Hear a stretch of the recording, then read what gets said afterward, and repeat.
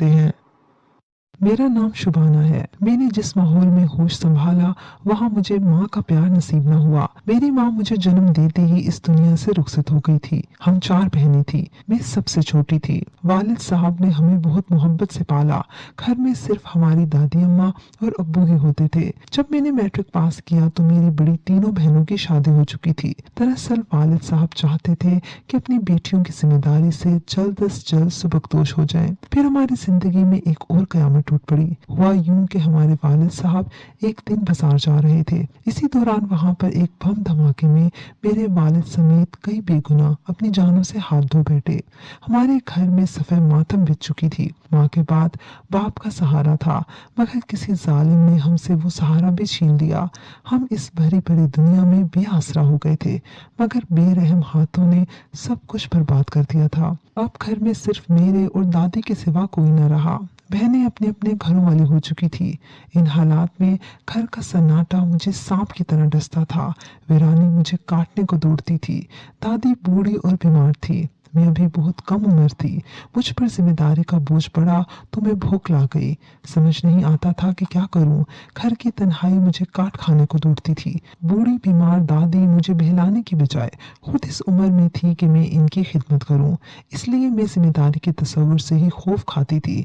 इसलिए मेरा ज़्यादातर वक्त मेरी सहेलियों में गुजरने लगा। मुझे फिल्में और ड्रामे देखने का बहुत शौक था। इन फिल्मों की वजह से मैं खुद को भी कोई फिल्मी हीरोइन समझने लगी थी। मेरा जहन हर वक्त ड्रामाई दुनिया में खोया रहता।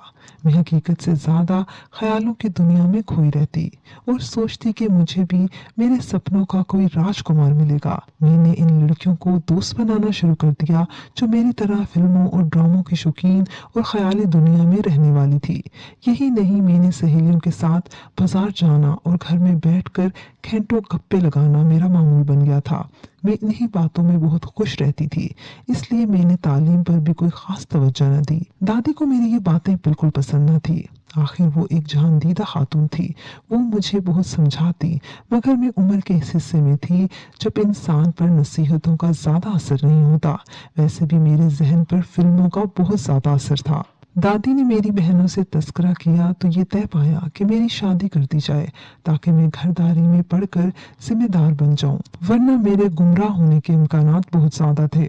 रिश्ते की तलाश शुरू कर दी। गुर्बत की वजह से कोई अच्छा रिश्ता मिलना मुश्किल था। बड़ी तलाश के बाद एक मुतवस्सित घराने से रिश्ता आया और मेरे घर वालों ने इसे गनीमत जानकर एकदम हाँ कर दी। मुझे इस रिश्ते पर कोई खास खुशी न थी। मैं तो किसी बड़े घर के ख्वाब देखती थी। खैर, मेरी शादी हो गई। मैं अपने दिल की हसरतें दिल में ही लिए ससुराल आ गई। इस घर में ज्यादा अफराद न थे।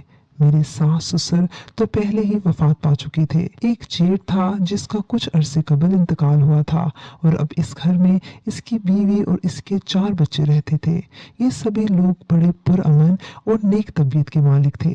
ताहम मैं इनको इनकी गुर्बत की वजह से पसंद न करती थी। मैंने बात में बात जिठानी से लड़ाइयाँ भी जारी रखी, ताहम वो नेक वक्त मुझे कभी बुरा न कहती। मुझ पर ससुराल में पाबंदी लगाने वाला कोई न था। मेरा शोहर जमाल एक सेठ का सेक्रेटरी और एक शरीफ इंसान था। वो बचपन से सेठ के साथ था। इसकी परवरिश में सेठ का नुमाया किरदार था, इसलिए वो इस पर बहुत एतमाद करता था। अल्लाह ताला ने मुझे घर का सुकून और 3 बच्चों से नवाजा। जिंदगी की गाड़ी उम्दगी से चलने लगी थी, ताहम मुझे जिंदगी में हमेशा अनजान सी खलिश और कमी का एहसास रहा। मैं अपने सपनों के राजकुमार के इंतजार में थी। जमाल मुझे हमेशा खुश रखने की कोशिश करता, मगर मैं इससे हर वक्त खिंची खिंची सी रहती, जिसकी इससे कभी वजह समझ ना आ सकी। ताहम इसने कभी मुझसे गिला न किया। फिर हुआ यूं कि एक मर्तबा सेठ साहब अपने कुंबे के हमरा 2 माह के लिए बैरून मुल्क सैर करने के लिए गए तो वो कोठी मेरे शोहर के हवाले करके चले गए। इसलिए हम 2 माह के लिए अपने 3 बच्चों समेत कोठी में आकर रहने लगे। अभी चंद दिन ही गुजरे थे कि सेठ साहब का एक नौजवान भतीजा, जिसे सब प्यार से सनी कहते थे, लंदन से आ गया। वो पाकिस्तान में चंद हफ्ते छुट्टियां गुजारने के लिए आया था। इसका क़याम कोठी के एक हिस्से में ही था। हमने इसकी खूब खिदमत मदारत की। सनी की शख्सियत और दौलतमंदी से मैं बहुत ज़्यादा मुतासिर थी। वैसे भी आम लोग अमेरिका और लंदन से आने वालों से बहुत ज़्यादा मुतासिर होते हैं और इसी बात का वो लोग फ़ायदा भी उठाकर हमें बेवकूफ़ बनाते हैं। सनी भी बड़ा दिल फेंक नौजवान था। गो इसके मुकाबले में मेरी शक्ल वाजिबी सी थी, मगर वो बहाने बहाने से मेरी तारीफ करता तो मैं खुशी से निहाल हो जाती। मैं नहीं जानती थी कि वो एक बदनीयत शख्स है। मैं इसकी बातों को सच्चा जानकर इसके करीब होती जा रही थी। इसी दौरान जमाल को किसी काम से 2 रोज के लिए दूसरे शहर जाना पड़ा। इसी दौरान सनी मुझसे बहुत ज्यादा फ्री हो गया, यहाँ तक कि इसने मुझे शादी की पेशकश भी कर दी। मैं इस गबरू नौजवान की बातों में आ गई और अपने मासूम बच्चों और नेक दिल शोहर को भी भूल गई। सनी की बातों का मुझ पर जादुई असर हुआ और गोया मेरी दुनिया ही बिल्कुल बदल गई। मुझे यूं लगा जैसे कि मैं इतने बरसों से इसी खुशी की मुंतजिर थी। फिर हम कौन सी अनजान मंजिल पर चलने लगे जिसका कोई नाम न था। हमने जमाल को रास्ते से हटाने का मंसूबा बना लिया। हमने सोच लिया था कि बच्चों को अपने पास नहीं रखेंगे, बल्कि किसी बोर्डिंग स्कूल में दाखिल करवाकर कोर्ट मैरिज करके लंदन चले जाएंगे। जमाल 2 दिन बाद वापस लौट आया। वो मामूल से ज्यादा खुश था। वो मेरे लिए बहुत ज्यादा मेरी पसंद की चीजें लाया, बहुत ज्यादा तोहफे भी लेकर आया। मगर वो ये क्या जानता था कि अब मेरी पसंद बल्कि मेरी तो दुनिया ही बदल चुकी है। मुझे इसके लाए हुए वो सस्ते से तोहफे कहाँ अच्छे लग सकते थे, इसलिए मैंने बड़ी सर्द महरी का इजहार किया। मैं जमाल से उखड़ी उखड़ी रहती। जब इसने वजह पूछी तो मैंने तबीयत की नासाजी का बहाना बनाकर टाल दिया। इस शाम मैंने जमाल को बेहोश किया और सनी के साथ मिलकर इसे एक वीरान जगह ले गई। सनी ने वहां एक तेज धार छुरे से जमाल पर वार करके इसे मौत के घाट उतार दिया। मैं सनी की बातों की वजह से अंधी होकर चुपचाप सब कुछ देखती रही। मैंने लाश को बोरे में बंद करने में सनी की मदद की। मुझे जरा भी तरस न आया। मेरा दिल पत्थर का हो चुका था। हमने लाश को गाड़ी में रखा, वीराने में एक घड़ा खोदकर इसे दफन कर दिया और घर वापस आ गए। घर आकर जब मेरे सर से खून उतरा तो मैं बेख्तियार रो दी। सनी ने मुझे तसल्ली दी और कहा कि फिक्र न करो, बहुत जल्द अच्छा मुस्तकबिल हमारा रास्ता देख रहा है।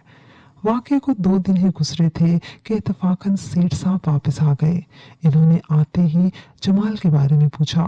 मैं कोई तसल्ली बख्श जवाब ना दे सकी, बल्कि इस तरह जाहिर किया कि मैं इसकी जुदाई में मरी जा रही हूँ। जब कई दिन गुजर गए तो सेठ साहब ने एफआईआर दर्ज करवा दी। पुलिस ने तफ्तीश शुरू कर दी। सेठ साहब की वजह से पुलिस इस केस में सुस्ती नहीं कर पा रही थी, क्योंकि सेठ साहब की खासी जान पहचान थी। वो मुझे तसल्ली देते कि जमाल का जरूर पता चल जाएगा, मगर इनकी इसी तसल्ली से मैं अंदर से काम कर रह जाती थी। अब मेरी नींदें उड़ चुकी थी। मुझे शदीद डिप्रेशन हो गया था। मैंने सनी से बात की तो इसने कहा कि वो कुछ करेगा, मगर वो कुछ न कर सका, क्योंकि सेठ साहब की पहुंच ज्यादा थी। सनी ने हालात की नज़ाकत देखते हुए एक दिन खामोशी से लंदन जाने में ही आफियत समझी। ये खबर मेरे लिए सुहाने रूह से कम न थी। जिस शख्स के लिए मैंने अपने नेक शुमार शोहर के खून से हाथ रंगे, इसी बेवफा ने पलट कर भी न देखा। आखिरकार पुलिस तफ्तीश करते करते कब्र तक पहुंच गई। कब्र कुशाई करके इसकी लाश को निकाला गया।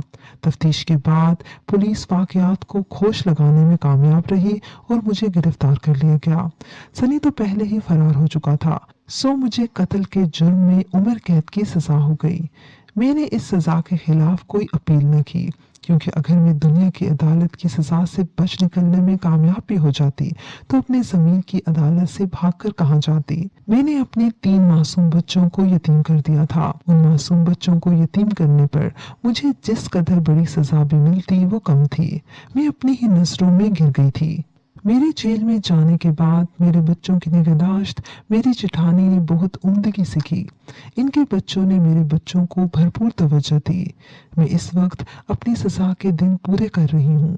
सोचती हूँ कि जेल से निकलूंगी तो मेरी मंजिल क्या होगी। मुझे कोई रिश्तेदार अपने पास नहीं रखेगा, क्योंकि मैं इस काबिल ही नहीं। सबसे ज्यादा खौफ इस वक्त से आता है जब मेरे बच्चे बड़े होकर मेरी सूरत से भी नफरत करेंगे। मैं वो लड़की हूँ जिसने अपने लिए खुद की दोज़ख तैयार कर ली थी। मैं मर सकती हूँ और ना ही दूसरों की नफरत भरी नजरों को बर्दाश्त करके जिंदा रह सकती हूँ। मैं कहाँ जाऊँ? मेरी जैसी औरतों का यही अंजाम होना चाहिए। जो औरत अपने बच्चों और अपने शोहर से वफा न कर सकी, वो किसी दूसरे के साथ क्या वफा करेगी। व्यूअर्स, मुझे उम्मीद है कि आपको हमारी आज की कहानी पसंद आई होगी। कमेंट सेक्शन में अपनी राय का इजहार लाजमी कीजिएगा। अगली कहानी तक इजाजत दीजिए। अल्लाह हाफिज।